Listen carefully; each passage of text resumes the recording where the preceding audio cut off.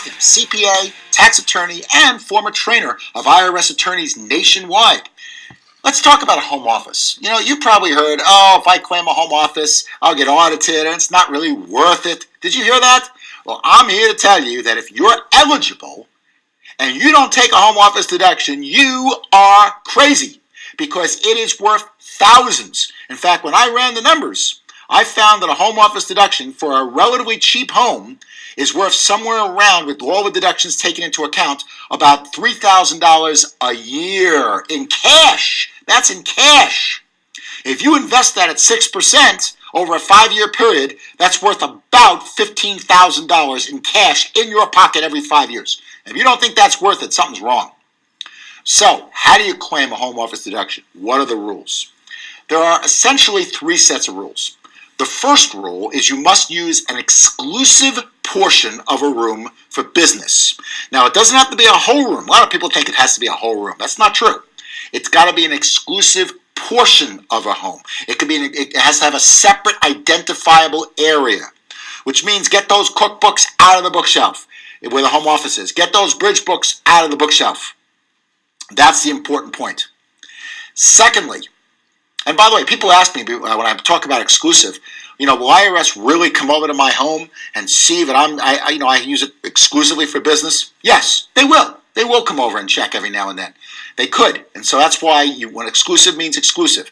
Now, how do you prove you're using a room exclusively for business? You take a picture. Take a picture of the home office. Take a picture of the furniture to show that it's used exclusively for business. Date the photograph, but do not send the photograph into IRS. So you keep the photograph in case you get audited.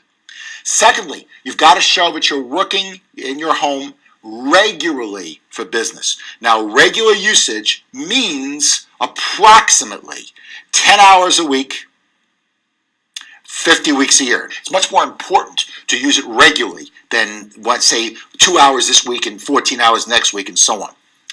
Thirdly, your home has to be the principal place of business for your business. Now, what does that mean?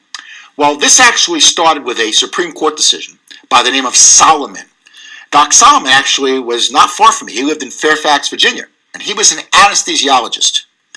And he maintained a home office for purposes of doing most things because the hospitals did not provide him an office. He read his radiological reports at home. He sent his patients his bills from his home. He did his continuing education from his home. Well, he tried to claim a home office deduction because he had a set room where he did this.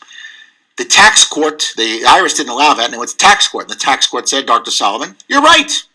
The IRS didn't like that, and they went to the appellate court. The appellate court said, Dr. Solomon, you're right. The IRS didn't like that, and they went to the Supreme Court. The Supreme Court said, Dr. Solomon, you're wrong. IRS, you're wrong. You're being too liberal. You almost think these justices are paid by the government. They are. What the Supreme Court said was, if you do your most important functions for your business, that is what determines your principal place of business.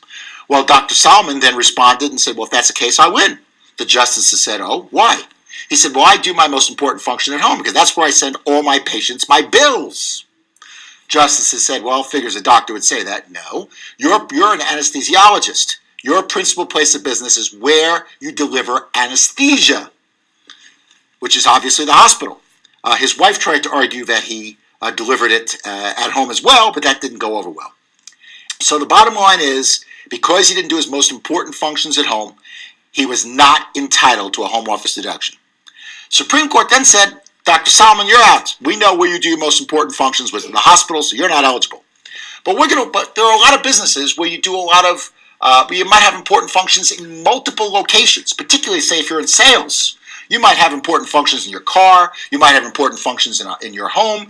So in that case, if you have multiple places where you do important functions, they adopted a time test. And the time test works like this. If there's no one place where you do your most important functions, then take the amount of time you work in a week. If more than half of that time is physically worked at home, then you qualify as your principal place of business. And by the way, this is where TaxBot comes in real handy because you can keep track of where you're working. Now, obviously, this is a bad test because for many people, they don't meet the Solomon decision. Consultants, plumbers, A lot of people don't meet the deduction under Solomon. So Congress liberalized the rules in 1999. And the way they did that, and this is ideal for those of you who are home-based business people, they really helped you out. If you meet two tests, you don't have to worry about Solomon, and your house qualifies for your principal place of business. So what are those two tests?